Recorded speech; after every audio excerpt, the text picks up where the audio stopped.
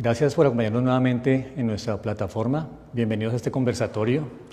En el día de hoy vamos a hablarles sobre dos temas de muy alta frecuencia de consulta en nuestro medio y en todo el mundo, que son más del 50% de la consulta de un gastroenterólogo, más del 20% o 30% de la consulta de un internista.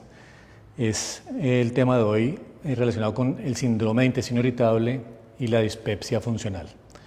Estas dos patologías son muy frecuentes en el mundo, como les mencionaba.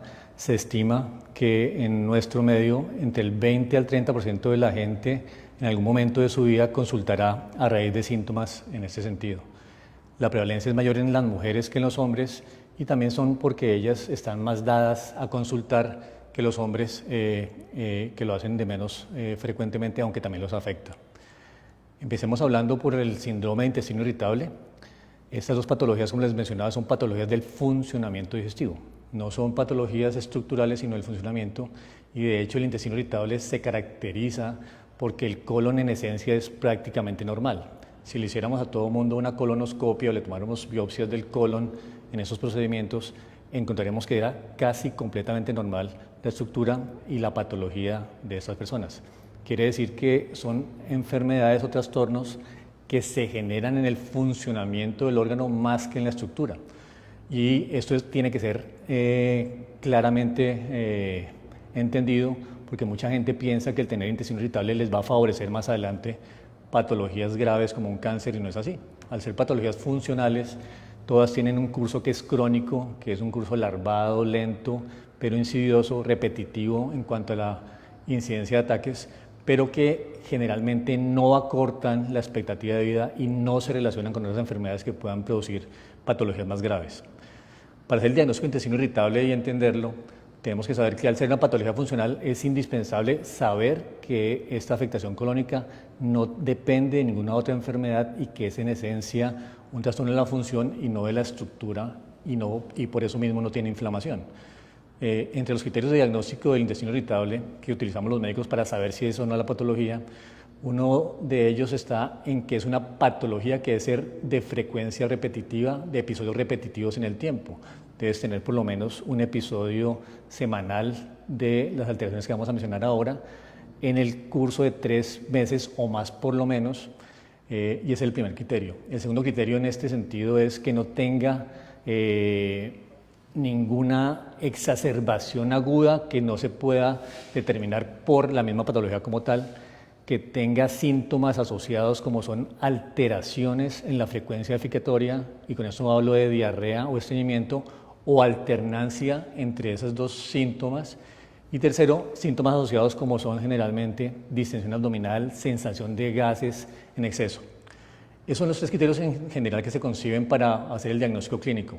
Esta es una patología que es diagnóstico eminentemente médico, no requiere ningún examen diferente al criterio de un buen médico en ese sentido, pero asociado a esos 3 síntomas que les mostraba, que es alteración en la frecuencia defecatoria, distensión abdominal y molestias bizarras e incluso dolor, frecuentemente se acompañan de otros síntomas que no son directamente asociados a la patología, pero que sí se han visto relacionados con ella y depende del origen de la enfermedad.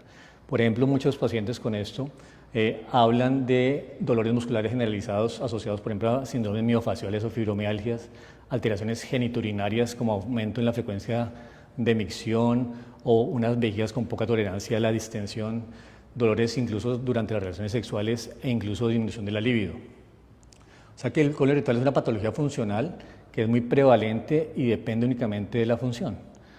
Pero ¿cuál es el origen entonces de esta patología tan prevalente y por qué es más frecuente ahora que en épocas pasadas? Pues son varias las teorías y entre las hipótesis tenemos 3 que son las preponderantes. La primera se relaciona, y es lo que uno ve en la consulta diariamente, con alteraciones en la parte psicológica o psiquiátrica, y es que se ha visto que la gente que tiene más frecuentemente problemas como ansiedad, depresión, mal manejo del estrés o problemas sin resolver, más frecuentemente tienen la patología. Y de hecho lo que ve uno en consulta y los pacientes les cuesta trabajo entender es que no se mejoran porque no resuelven nunca la situación por la que están pasando o porque han tenido problemas previos psicológicos o emocionales que no resolvieron adecuadamente y se están reflejando en ese momento en ello. La segunda causa de esto es intolerancias alimentarias a múltiples comidas. Es frecuente, por ejemplo, que los pacientes con colon irritable o síndrome de intestino irritable tengan poca tolerancia a ciertos alimentos como son los lácteos y los azúcares.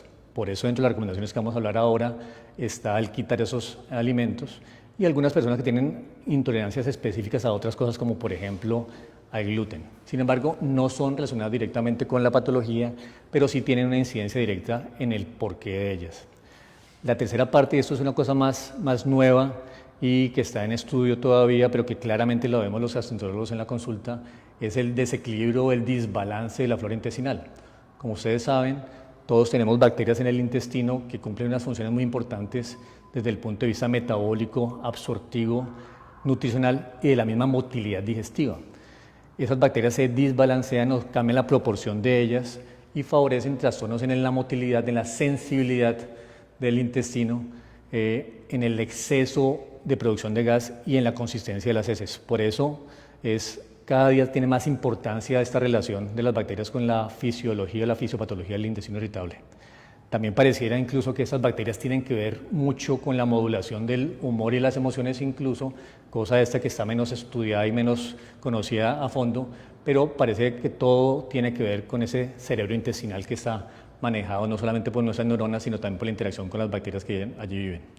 Entonces, en el origen, para que nos quede claro, son tres los factores psicológicos, la parte alimentaria y una parte muy importante que es el balance de la flora intestinal. Dependiendo del paciente, entonces, va a ser más preponderante uno de ellos, pero siempre uno encuentra que hay un factor emocional desencadenante actual o muchas veces viejo.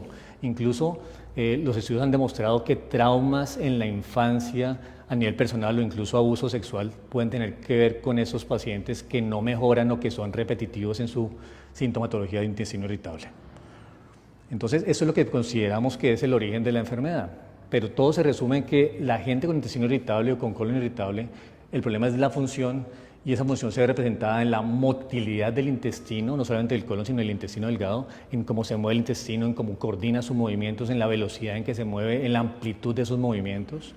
Y dos, muy importante, en la sensibilidad del intestino de cada persona. Entonces hay gente que es demasiado sensible y siente demasiado y entonces cualquier cosa les afecta mucho más que a otra persona diferente. Entonces pareciera que también esos factores que les mencionaba de la parte emocional y la parte de las bacterias tienen que ver con la sensibilidad de cada persona a sentir más o menos los estímulos ambientales o los estímulos propios. Hay gente, por ejemplo, que es capaz de sentir sus movimientos digestivos y le relatan uno en consulta incluso que el lado derecho se les mueve un poco más lento, que se les infla más un poquito en la tarde, el derecho por el izquierdo se les mueve más lentamente, son capaces de discernir eso, incluso mucha gente pensaría que están con problemas de locura y eso, pero realmente son tan sensibles que son capaces de discernir eso. Y eso son cosas que uno no entiende y que favorecen la presentación o la facilidad con que el médico pueda tratar los síntomas. El origen es mixto, así como hablaremos más adelante en la parte de la dispepsia, pero lo importante es entender que son patologías que toca tratar desde múltiples aspectos para que el paciente pueda finalmente mejorar. Entonces, por eso el manejo de ello depende de esos tres factores. El más importante y el que les hago énfasis en la consulta siempre es la parte emocional, y tratar de manejar sobre todo el estrés, que es lo que más genera la consulta de nuestros pacientes, y si la persona es capaz de manejar sus emociones de una manera mejor, seguramente tendrá un impacto directo sobre sus síntomas digestivos. Hay estudios incluso que muestran cómo pacientes con intestino irritable manejados por el psicólogo y el psiquiatra tienen mayor mejoría que los que manejamos los gastroenterólogos, precisamente por esa implicación tan importante de la parte emocional. El segundo factor es la parte alimentaria, y en esto pues hay múltiples abordajes y múltiples dietas que se han generado para tratar de mejorar esto, pero al final son dietas que están orientadas a generar la menor distensión posible del intestino y a favorecer una armoniosa y frecuente deposición, sin que sea ni acuosa ni tampoco muy dura. Entonces la dieta es súper importante y es el segundo pecado que cometen los pacientes porque no son constantes en ella. Entonces son capaces de hacer dieta entre semana, pero el fin de semana pues se dan un pecadito porque se lo merecen y es la causa de que nunca mejoren de manera definitiva. ¿Qué alimentos entonces son los que se han postulado como los más malos para la parte de intestino irritable y problemas funcionales? Entonces uno son los azúcares. Entonces, dentro de lo que uno debe tratar de evitar al máximo son los azúcares de todo tipo, incluso el azúcar de las frutas dulces. Entonces, por eso siempre les prohibimos el azúcar normal, el morena, la miel y la panela, porque son favorecedores del desbalance bacteriano, pero asimismo del exceso de gas intestinal. Segundo, algunos tipos de verduras que son más generadores de gas. Entre ellos tenemos, por ejemplo, el brócoli, el coliflor, el repollo, el pimentón y las sensibilidades particulares de muchas personas a los alimentos. Por eso hay gente que la cebolla les queda muy mal, incluso la lechuga. Entonces, los alimentos generadores de gas, azúcares y ciertas verduras son los más importantes. Tercero, los lácteos, porque es muy frecuente que a medida que va avanzando la edad de la persona tengamos menos cantidad de enzimas que digieren la leche. Cada vez hacen más deficientes de lactasa y por eso es menos la tolerancia a la leche. Por eso los lácteos frescos frecuentemente los prohibimos y vemos cómo definitivamente sí hay mejoría y hay pacientes que con solamente esa intervención se mejoran. Son los tres grupos más importantes. De hecho, las grasas que todo el mundo piensa que son las causantes de ellos no lo son tan importantes y los estudios no han mostrado realmente esa necesidad imperiosa de suspenderlas. Solamente que hay gente que nota que al comer grasa se pone más malito, pero la razón es que la grasa casi siempre viene acompañada con carbohidratos que son generadores de gas. Y es la mezcla de los alimentos la que generalmente confunde al paciente y lo hace pensar que cierto alimento le cae mal cuando es simplemente la mezcla con los alimentos que les acabo de mencionar. Otra cosa importante también son los horarios de alimentación. No solamente el no comer tarde en la noche, porque el comer tarde en la noche favorece un tránsito intestinal más lento, favorece que haya mayor fermentación de los azúcares que se ingieren y además que se aumente la producción de gas y los síntomas al día siguiente. Entonces es importante comer siempre temprano, una cena que sea poco voluminosa, que idealmente no tenga carbohidratos en la noche, sino sea una proteína blanda de fácil digestión y que sea lejos del momento de acostarse para que al momento que usted se ponga horizontal esté prácticamente vacío el estómago. Entonces uno es el horario de alimentación, como les decía, y la otra es también el no pasar ayunos tan largos. Evidentemente no hay que comer tan frecuentemente, pero siempre hay que tener ayuno nocturno, como se hablaba en otra charla, de unas 14 horas, pero siempre hay que tomar desayuno, almorzar y cenar temprano. Entonces hay que tener horarios de alimentación y no comerse las 3 comidas en una sola ingesta, porque eso, aunque compensa la parte calórica, descompensa los ciclos circadianos de movimiento y secreción hormonal del intestino que tienen que ver con la motilidad digestiva. La otra cosa es que hay que conocer cada uno qué le cae mal. Yo le digo a los pacientes, si usted sabe que le cae mal, por ejemplo, el jugo de mango, pues no tome jugo de mango porque ya, aunque no es el que uno característicamente prohíbe, en tu caso eres sensible a eso y hay que evitarlo. Y es así. En cuanto al diagnóstico, que olvidaba una parte, no es necesario siempre tener colonoscopia. Sin embargo, la colonoscopia hace parte de la evaluación frecuentemente que hacemos los gastroenterólogos, porque como el paciente repetidamente va al médico a consultar por el mismo síntoma, en su cabeza siempre piensa que hay de pronto alguna cosa que el gastroenterólogo no ha notado, el internista no se ha dado cuenta, que se le está escapando. Entonces, es frecuente que en la primera consulta no mandemos la colonoscopia, pero por la repetitividad de los síntomas y la intensidad de los síntomas que tienen a veces, la mandamos como un examen que, sin ser indispensable, es deseable porque corroboramos que no hay ninguna patología estructural en el colon.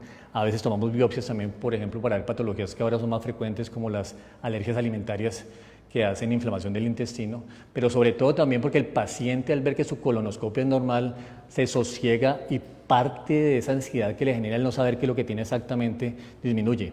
Hay múltiples estudios que muestran cómo el tener una colonoscopia hace parte de la mejoría del paciente, que se mejora más rápidamente y más fácilmente que el paciente que se maneja de la misma manera, pero no ha tenido el examen que verifique esa normalidad. Entonces, como les decía, es un diagnóstico clínico que en manos expertas pues es generalmente fácil, un examen físico que usualmente denota tensión en todo el marco del colon, que habla de esa dismotilidad del músculo colónico. Y tercero, una colonoscopia que no es indispensable, pero que es frecuentemente deseable. Entonces, el colon irritable es un trastorno funcional que se mejora con esos 3 aspectos que estamos hablando. Y en el manejo medicamentoso, pues tiene que ver con esos 3 aspectos.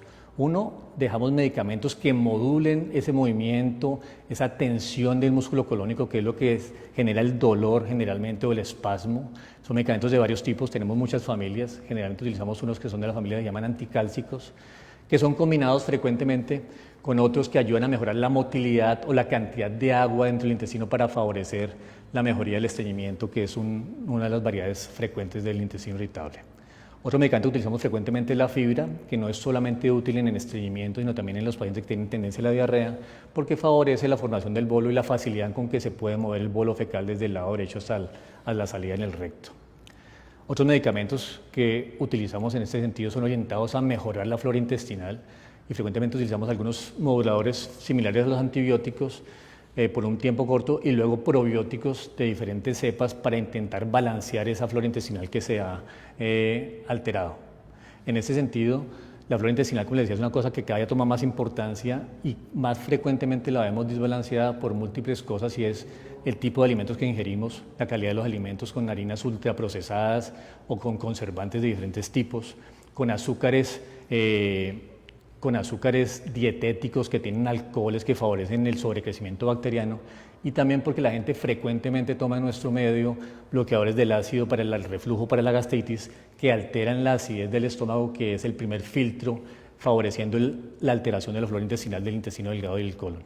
Entonces, es una cosa que es multidimensional y en la cual a veces el gastroenterólogo mete también al psicólogo o al psiquiatra, porque como les decía, es súper importante y más del 50% de los pacientes tienen alteraciones emocionales, y no estamos diciendo que estén locos, sino que estén estresados, ansiosos o incluso con depresiones que no se han dado cuenta, y la intervención del psiquiatra para indicar medicamentos moduladores del afecto o de la ansiedad es súper importante.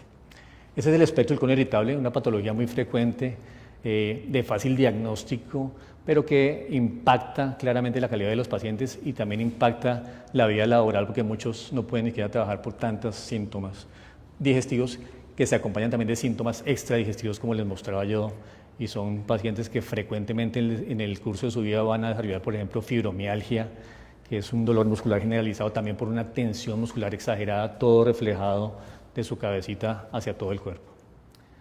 Eso es en general lo de colon irritable. Vamos a hablar ahora de lo que es la dispepsia funcional, que es otro trastorno muy frecuente de la consulta nuestra del día a día. Entonces la dispepsia, como les mencionaba al principio, también es un trastorno del funcionamiento, pero en este caso es más del estómago que del colon. El colon irritable y la dispepsia frecuentemente van acompañados, de hecho por épocas molesta más uno, después molesta el colon, y a veces simultáneamente o a veces son aisladamente solamente uno de los órganos. Entonces la dispepsia es un trastorno también funcional en el que la estructura del estómago es normal. Casi todos los pacientes con dispepsia consultan porque, entre comillas, tienen gastritis o reflujo. Y es que la dispepsia es lo mismo que el colon irritable, pero en el estómago, es un trastorno en cómo se mueve ese estomaguito, en cómo se coordina ese movimiento gástrico, esa motilidad gástrica orientada, fragmentaria, a mezclar los alimentos con el ácido para poderlos digerir más adelante. Entonces la gente que tiene dispepsia se queja frecuentemente de síntomas como agriera, ardor en la boca del estómago o lo que le dicen gastritis. Y muy frecuentemente, yo diría que más del 70% de las veces, no es ni gastritis, no es ni reflujo la cosa, sino es una dispepsia. Porque la dispepsia, al alterar la motilidad digestiva, genera que para el paciente sea más fácil, al tener tensionado su estomaguito, que la comida se devuelva a que avance. Quiere decir es que el estómago está hecho, organizado de tal manera que él va alojando el alimento y lo va fragmentando y lo va mezclando con el ácido para sacarlo hacia el intestino y poderlo absorber. Pero los que tienen dispepsia, esa coordinación digestiva, esa coordinación muscular, hace que sea muy dificultoso ese movimiento, incluso esté tensionado y sea más fácil para el estomaguito, para que me entiendan, devolver el alimento, manifestándose con agriera, reflujo, ardor en la boca del estómago, que avanzarlo. Por eso la gente piensa que reflujo y gastritis es lo más frecuente, pero realmente lo más frecuente es la dispepsia. Entonces la dispepsia es el trastorno del funcionamiento de ese músculo digestivo que no está preparado para recibir el alimento y fragmentarlo y coordinadamente avanzar hacia el intestino, y las manifestaciones son secundarias a esa alteración. Por eso hay muchas dispepsias que se manifiestan con reflujo, porque el estómago está tenso y no se relaja y se devuelve fácilmente el alimento o el ácido hacia el esófago. Otra gente tiene manifestaciones como son los eructos, que son a veces difíciles de entender y comprender por algunos médicos, pero el eructo en este caso, por ejemplo, es la incapacidad de ese estómago de distenderse y alojar el gas que no traga inconscientemente o que viene en los mismos alimentos, y al no tener dónde alojarlo, pues se sale por la válvula esófago-gástrica y se eructa por la boca. Otros síntomas frecuentes de la gente que tiene dispepsia es que comen y teniendo hambre se sienten muy llenos, porque el estómago no se relaja y al no relajarse fácilmente se siente ya tensionado y es lo que le da la información al cerebro de que ya se llenó. Entonces están con hambre, comen y se llenan, pero al ratico nuevamente ya el estómago se relajó y vuelven a sentir hambre habiéndose sentido lleno pocos minutos antes. Entonces la dispepsia es un trastorno del funcionamiento gástrico que se manifiesta con reflujo frecuentemente, con llenura, con pesantez, con eructadera o simplemente con dolor, que se empeora generalmente con los alimentos y que mejora con el estómago vacío o cuando comen volúmenes pequeños de alimentos. Entonces, así como el colon irritable hay diferentes manifestaciones, la dispepsia también es lo mismo. Hay gente que consulta por todos los 3 síntomas al tiempo o muchos que consultan solamente por reflujo. El síntoma más fácil de entender es el reflujo, la regurgitación de alimentos. Lo clave y lo importante que hace el gastroenterólogo es determinar si es un reflujo aislado o si es claramente una dispepsia, que frecuentemente van de la mano. ¿Cuál es entonces la causa de la dispepsia? Igual que el colon irritable, el intestino irritable es multifactorial. El primer factor nuevamente es emocional, es somatización de las emociones negativas en el estómago que se tensiona igual que los músculos que se nos tensiona frecuentemente cuando estamos estresados, se tensiona y genera todas las manifestaciones que les acabo de decir. El segundo factor son nuevamente los horarios alimentarios y los tipos de alimentos. Hay alimentos que favorecen mayor distensión, mayor producción de ácido o que son más difíciles de digerir y prolongan el vaciamiento gástrico y los síntomas secundarios a ellos. Y la tercera parte es la flora intestinal, pero este aspecto es menos claro en la parte de dispepsia. Sin embargo, todo el intestino, todo el tubo digestivo está comunicado y alteraciones de la función digestiva un poco más distales al estómago reflejan su alteración motriz en el mismo estomaguito. O sea que el estómago más depende de la parte emocional y de los horarios alimentarios y el tipo de alimentos. Igual que en el colon irritable, en la dispepsia lo fundamental es tener claridad que el estómago no tiene ninguna patología estructural. Por eso también frecuentemente los pacientes le hacemos endoscopia y somos mucho más dados a pedir la endoscopia tempranamente para descartar patologías como son la úlcera gástrica y la úlcera duodenal o patologías más graves como por ejemplo un cáncer gástrico que es frecuente en nuestro medio. Pero casi todos los pacientes cuando los vemos ya los gastroenterólogos ya tienen una endoscopia y queda más fácil el diagnóstico que igualmente sigue siendo clínico. Un interrogatorio que sea compatible con lo que acabo de contarles, más un examen físico en el que uno frecuentemente encuentra una zona de tensión o más dureza aquí en el estomaguito y un dolor debajo del esternón. Entonces es un diagnóstico clínico que se corrobora con endoscopia digestiva normal en cierto contexto clínico en el que el paciente frecuentemente se nota ansioso. La dispepsia funcional o dispepsia ulcerosa, como también se llama, tampoco genera patologías graves a largo plazo, como decir un cáncer gástrico, que es lo que le preocupa a muchos pacientes. Pero sí, digamos, puede generar cosas más importantes como un reflujo persistente con úlceras esofágicas, pero todo secundario a la mala motilidad, la mala distensibilidad o la descoordinada motilidad del estomaguito. Pero nuevamente es una patología funcional. En esta parte del origen de esta patología de la dispepsia, es más importante que en el colon incluso los horarios alimentarios. Por eso es preponderante tener horarios fijos o más o menos cercanos a ciertas horas de alimentación para el desayuno, almuerzo y la cena, y siendo más importante una cena temprana y unos líquidos que no se ingieran de manera tardía, porque si el paciente toma líquidos tarde, induce la producción de ácido con un estómago que está tensionado con facilidad que le da más reflujo y va a tener más síntomas digestivos al día siguiente. Los medicamentos que utilizamos en la dispepsia también son medicamentos que son orientados a lo mismo del colon, a mejorar la motilidad muscular del estomaguito, la relajación. Frecuentemente utilizamos entonces prokinéticos, que son medicamentos que aceleran el vaciamiento gástrico, aceleran el tiempo en que se desocupa el estómago para que el estómago esté vacío más tiempo. Medicamentos que también ayudan a relajar o a coordinar el movimiento de la parte baja del estómago con el intestino. Medicamentos antiácidos frecuentemente que en general usamos por corto tiempo porque no es el ácido lo más importante del origen de esta patología, sino que ayudan a la parte sintomatológica porque el paciente a tener menos ácido su estomaguito va a tener menos sensación de que el reflujo le está quemando o le está agrediendo, pero que los usamos en forma transitoria mientras los medicamentos que mejoran la motilidad empiezan a actuar. Tercero, también utilizamos protectores de mucosa como son los alginatos, muy conocidos en el mercado, de diferentes tipos, que lo que ayudan es a producir una capa protectora en el esófago y a que estén cubriendo el estomaguito para que lo que se refluya no queme o no agreda tanto el esófago, generando menos síntomas.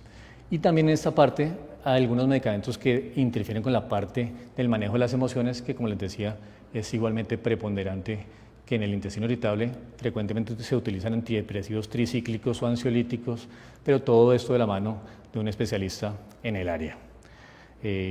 No se necesitan más exámenes realmente para el diagnóstico de estas patologías, tampoco más clínica se utiliza en ese sentido, pero son patologías que si el paciente entendiera que son multifactoriales, teniendo más énfasis en la parte alimentaria y entendiendo que la parte emocional impacta directamente en su prevalencia y en su cronicidad, mejorarían muchísimo más. Eso es en general lo que tenía para decirles en este sentido. Vamos a empezar ahora con la parte de preguntas de nuestro auditorio para que nos quede un poco más clara la patología. Hay una pregunta aquí muy importante y dice: doctor, sufro de intestino irritable y siento que cuando tengo la menstruación me pongo más sensible. ¿Hay algo que pueda hacer? Eso es cierto. Las mujeres cuando tienen la menstruación tienen más sintomatología digestiva, porque no olviden que el colon, la parte final del colon sigmoide, por ejemplo, está en íntima relación con el útero, y la inflamación que se genera en esa área impacta en la motilidad de ese segmento. Igualmente, el cambio hormonal del periodo menstrual, cuando baja el nivel de estrógenos, se ha visto cómo repercute en las ondas motrices del colon, favoreciendo mayor sensibilidad o menor sensibilidad o alteraciones en la frecuencia de esas mismas ondas.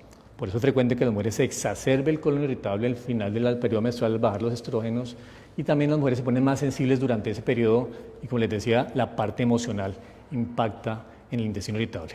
Por eso a veces nos toca incluso acudir al ginecólogo para que nos ayude a bloquear el periodo menstrual un tiempo mientras mejora la motilidad digestiva. Desafortunadamente, al haber la baja estrogénica que da la menstruación, se impacta la motilidad y no hay nada más para hacer sino tratar de evitar esas fluctuaciones estrogénicas y de los progestágenos para que no se altere la motilidad del colon en ese tipo de pacientes. O sea que a veces toca quitar la menstruación farmacológicamente para que esto mejore. Bueno, otra pregunta es: ¿sufrir de Helicobacter pylori me hará más propenso a sufrir de intestino irritable? Entonces, la respuesta en principio es no. El intestino irritable no tiene que ver directamente con el Helicobacter pylori. Sin embargo, se ha confundido en el pasado que mejorar el Helicobacter pylori tiene un impacto sobre la mejoría del colon irritable. Y la cosa está relacionada más con que al tratar el Helicobacter pylori, a veces usamos 2 antibióticos o incluso más antibióticos, que evidentemente matan el Helicobacter pylori, pero también mata bacterias que están en el colon que pudieran estar asociadas a un desbalance bacteriano, y al mejorar eso impacta en la mejoría.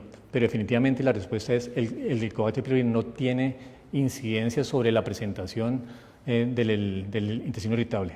Tampoco en la dispepsia. En la dispepsia siempre se pensaba que había una dispepsia relacionada con el Helicobacter pylori, pero los últimos trabajos sugieren que es una cosa independiente y que la mejoría al tratarlo no tiene que ver directamente con la presencia no del Helicobacter, sino con una alteración más hormonal relacionada con la ausencia de este, pero no tiene que ver directamente con la dispepsia tampoco el Helicobacter pylori.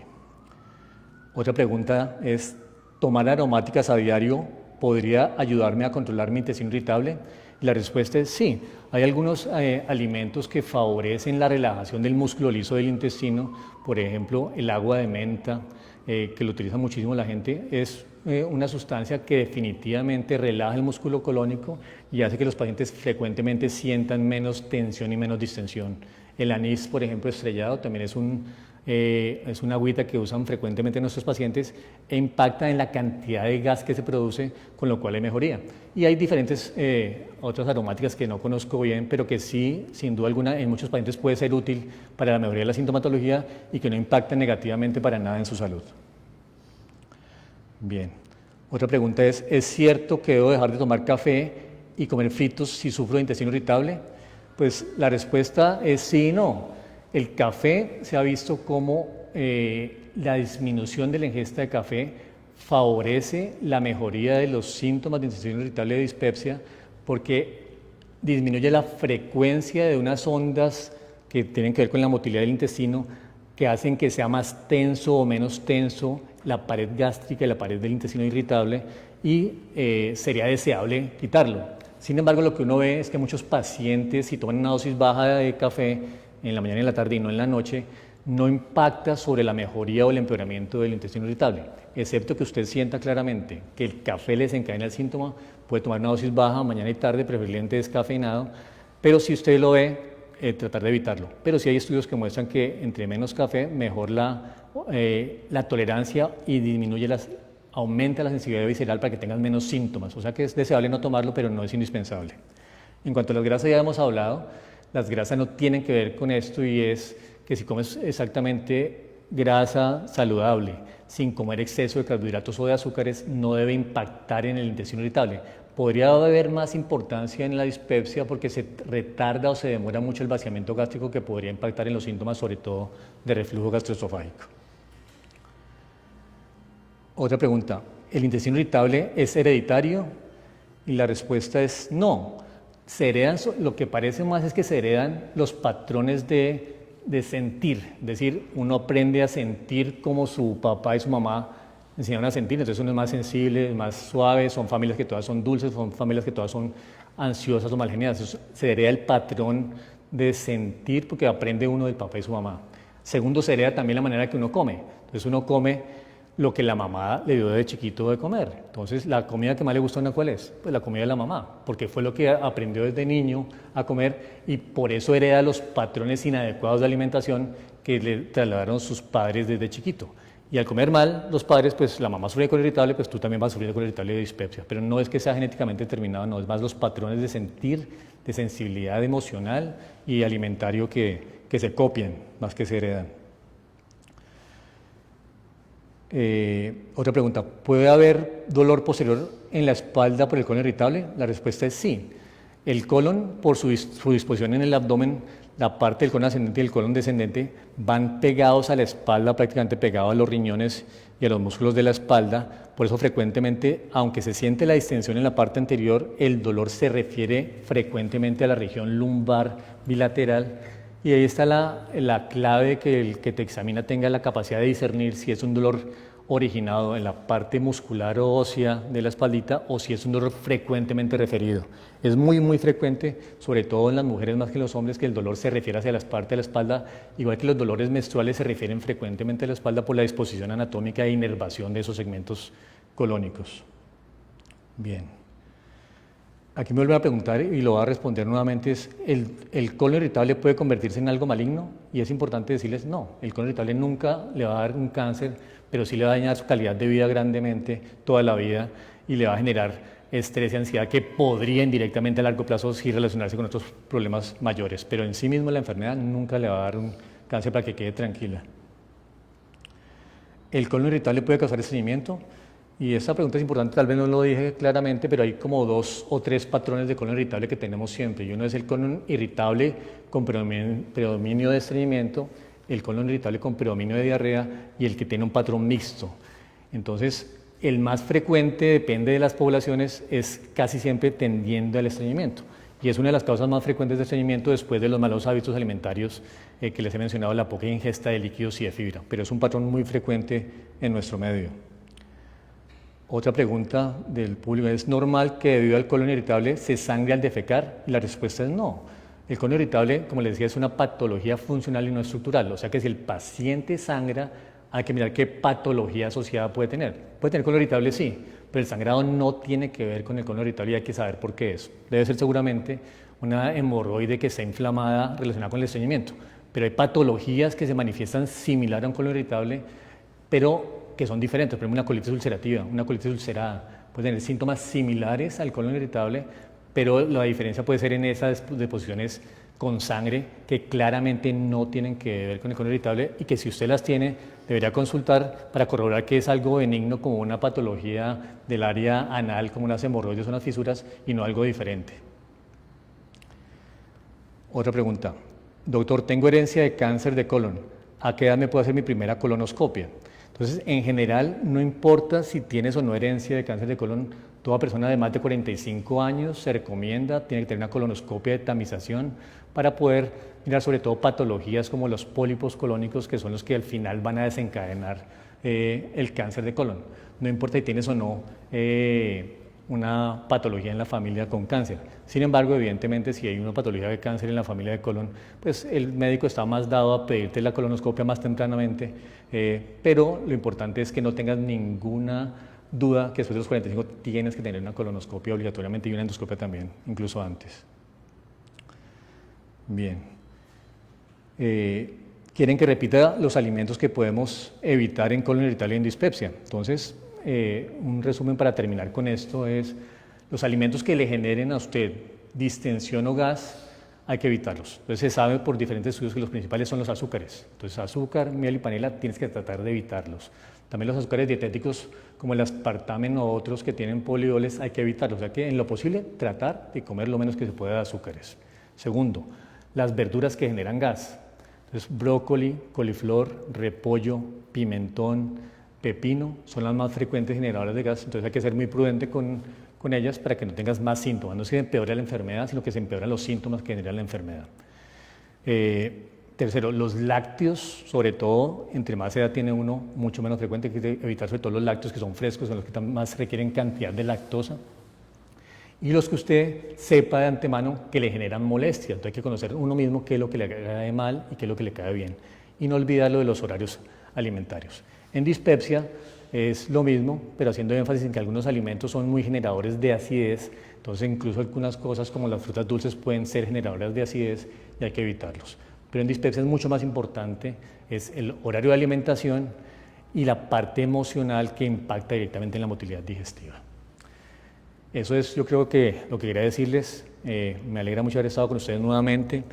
No olviden que tenemos aquí en la Fundación el servicio de gastroenterología y de endoscopia para que consulten, y tenemos todos los profesionales en el área de nutrición, gastroenterología y psiquiatría que son los encargados de ayudarnos en el manejo de estas patologías que, si bien son muy benignas y funcionales, tienen un impacto muy importante en la calidad de vida. Muchas gracias.